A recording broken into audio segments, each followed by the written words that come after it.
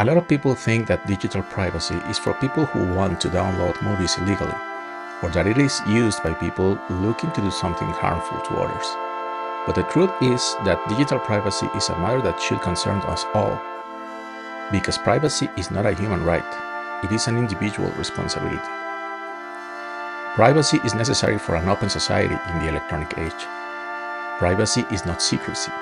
A private matter is something one doesn't want the whole world to know, but a secret matter is something one doesn't want anybody to know. Privacy is the power to selectively reveal oneself to the world.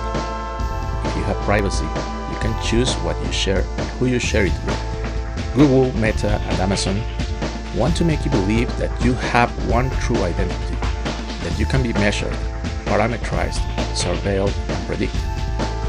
They promise benevolent assistance thanks to algorithms that understand you better than you understand yourself, while cutting your identity into neatly packaged pieces and selling them to the highest bidder.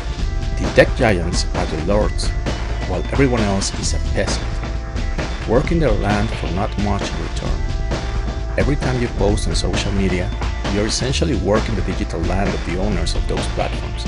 Like a medieval serf, tech giants don't pay you, but your free labor pays you. In a sense, they mine your data, interactions, and behavior, and they increase the value of their companies.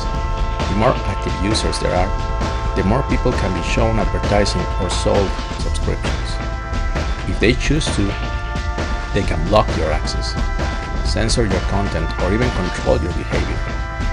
We don't use the platforms, they use us. This is a problem because we trust all our information to the big data companies who get rewards selling that information to others. Every time you log in to any site, you are potentially risking your personal information because you depend on their security. They have to protect your information. We trust these big companies, but these companies could have security breaches that hackers will try to exploit. Since they hold large numbers of data, hackers are constantly attacking the servers of the big data companies because they know the rewards are big if they can breach them. And even if they keep your data secure, they can still sell part of your activity to third parties who could not have the same security measures. One company called Cambridge Analytica misused intimate personal Facebook data to micro-target and manipulate swing voters in the US election of 2016. The WannaCry ransomware attack was a major security incident that impacted organizations all over the world. On May 12, 2017, the WannaCry ransomware worm spread to more than 200,000 computers in over 150 countries. On 2020, there was a massive attack to Twitter. According to some investigations, it happened due to the fact that some hackers convinced a Twitter employee to help them to hijack accounts. These are just 3 examples of major security breaches and personal data manipulation, but there are many, many more. And if you believe that your information has never been leaked in any attack or vulnerability, then verify for yourself. Go to this site. If you enter your email or phone number, it will tell you if your information has been leaked on any known attack or hack. So, how do we protect ourselves? First, you have to be aware that every time you use an online service, you are sharing information, whether you choose it or not. So be selective about what you share, who you share it with, and keep in mind not only your own privacy, but the privacy of those who interact with you. Your accounts can be used as a weapon to reach other people. Attackers will always choose the weakest link. Walt Whitman wrote, "I am large, I contain multitudes.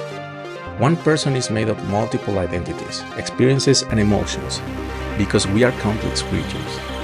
You don't present yourself the same way in a nightclub as opposed to a funeral. You probably don't have the same political views as you had 10 years ago. We need the possibility to rally behind names, symbols, masks, and the ideas they represent. Using transient identities and wearing masks ourselves if we have to. If identities are permanent and transparent, rebellion and revolution are impossible. You can have more than one digital identity. Try using different accounts, different emails, and above all, use different passwords for every service. If any of your accounts is breached, The attacker won't have access to all your activity or contents. Choose to use open source software to verify by yourself what you're using.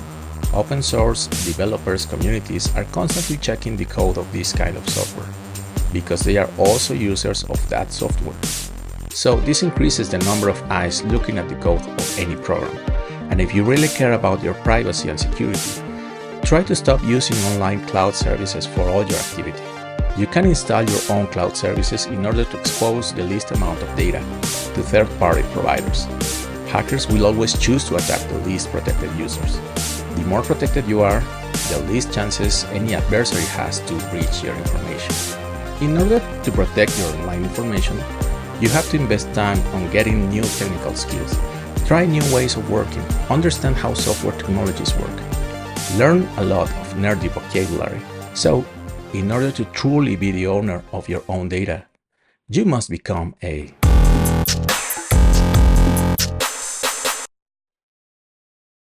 This is the kind of content I will be creating on this channel. Tutorials, guides, recommendations, tips and tricks, all focused on understanding how to regain some property of your online activity. Not only for security risks, but also because in the long run, this might be a cheaper way to work with others. In the description of this video, you will find a link to my blog with all the sources for these topics. Comment, follow, and share. This is especially important for starting channels. Join me on this journey. Let's learn together how to regain our digital sovereignty.